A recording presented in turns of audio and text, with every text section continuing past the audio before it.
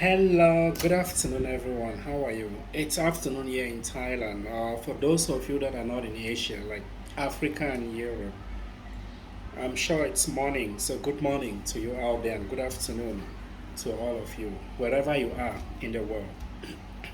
For today's video, I'd like us to take a look into words that should not be said in the classroom. Words that should never be said in the classroom. You know, as teachers, most of us are young into the field and we have different background of studies. There are those that did not necessarily did English language teaching in the university. They majored in something else and they are out here teaching.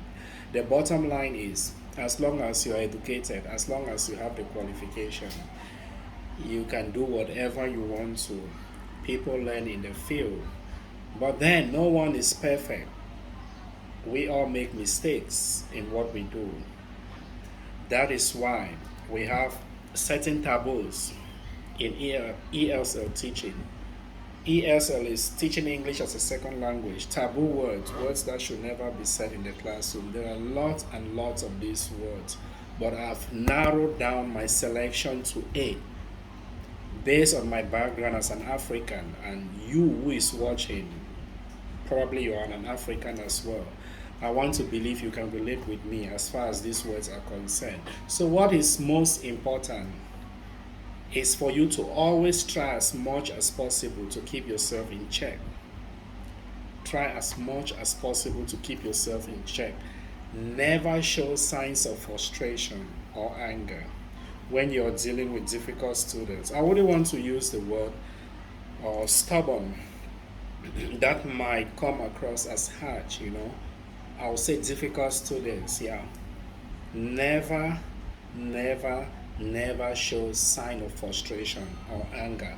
Always try to put yourself in check when you're dealing with group of students that might be very difficult to control or manage. And the first word here would be shut up. Yeah, shut up. Be honest with yourself. Yeah, be honest.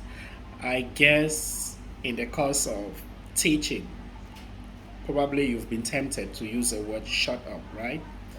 Well, shut up is not a polite word for starters to use on kids. At that age, they are very sensitive to words. So when you say shut up, it has a psychological effect on the child. So you can use that. It's a taboo statement.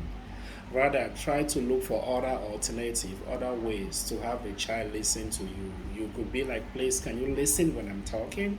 Instead of saying, shut up. That is not acceptable. Another word that you should never use in the course of teaching is you behave like a child or act your age.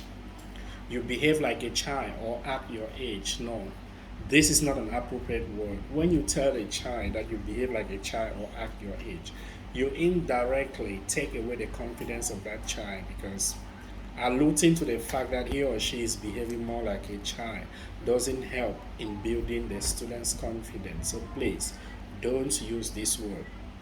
Act your age or you behave like a child. This word is not equally acceptable in classroom language. And again, never you say, I wouldn't give grade A or I wouldn't give pass to you all. Some of us we might be tempted to use these words, especially when you are dealing with group of students that are not motivated at all to learn. Think those of you in secondaries, you teach maths, perhaps 4, 5, and 6. At this stage, they are teenagers. It's very controlled to man. It's very difficult to manage such group. So when you deal with this kind of group of students, things could be really, really difficult, because yeah, as teenagers they have a lot going through their minds. Probably you give homework, assignment, they wouldn't do it. Maybe you're very angry. Tantrum is flowing. Tantrum here is anger. Maybe you get tempted to say, I wouldn't give grade A or I wouldn't pass anybody. Don't do that.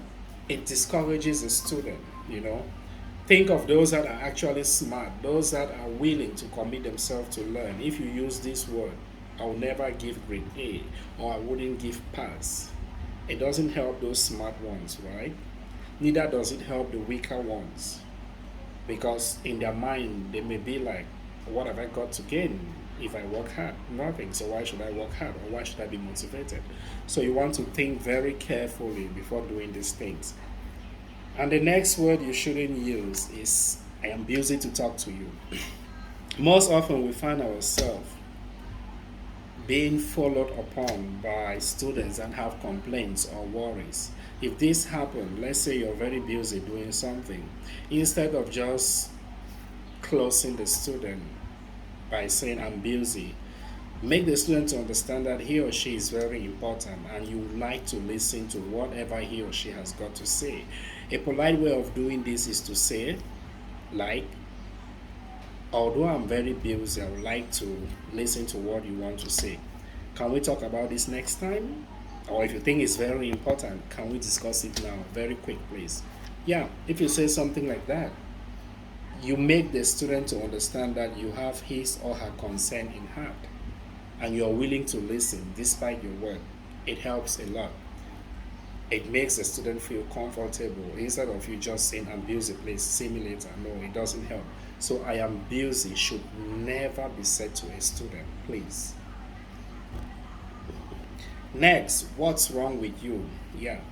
Using this word, what's wrong with you? Again, in a case where a student wouldn't listen, you might get angry, or not necessarily being angry, maybe as a result of lack of vocabularies to describe what's happening at that moment. You are tempted to say, what's wrong with you? No, you shouldn't say that. When you use that word, what's wrong with you, it's like you're indirectly telling the student that he or she is not perfect as compared to other students.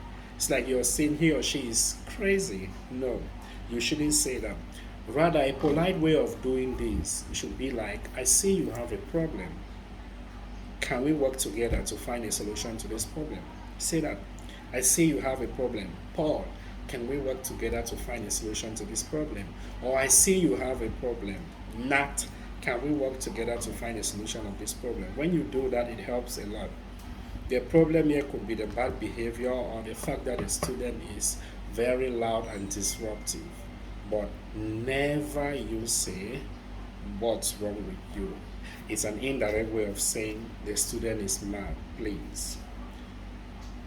And another one important point is giving praises on students. Yeah, sometimes we have this brilliant student. In every class, there is always that one type of special student or group of special students who are very dedicated, they are hardworking, they do everything you expect of them. I mean, they meet up with your expectation, they put in time in their work.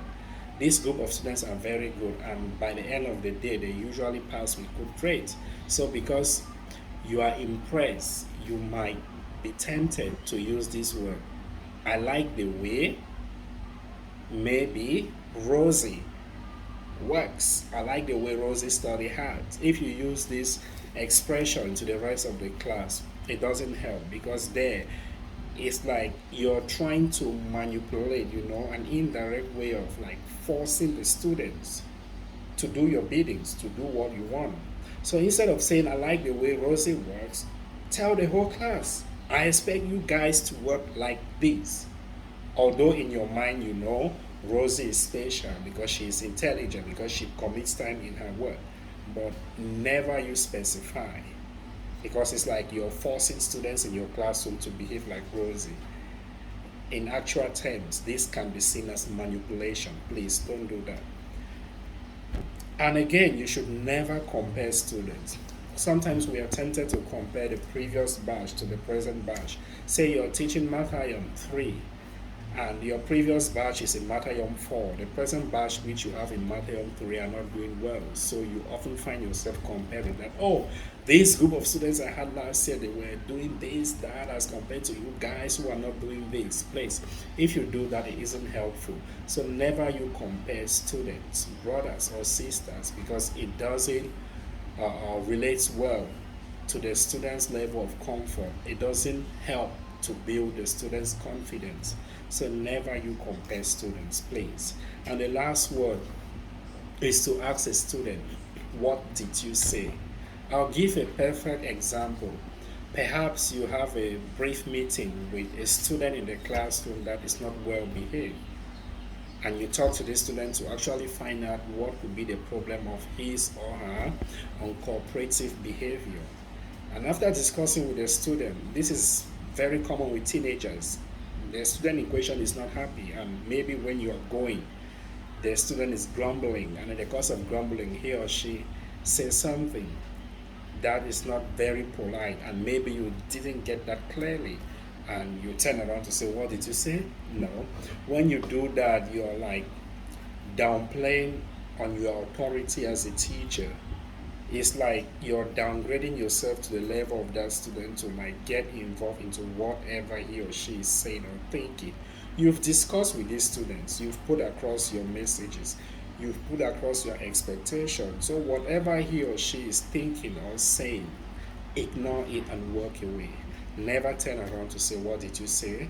Because most often, when you find yourself in a situation where you are asking this question, what did you say? It means a student or students are gossiping about something which you must have done that they don't like. So ignore it and walk away. These are the 8 points that I find it very tempting that some of us might use on daily basis as we go about our teaching jobs. Please try to avoid these words.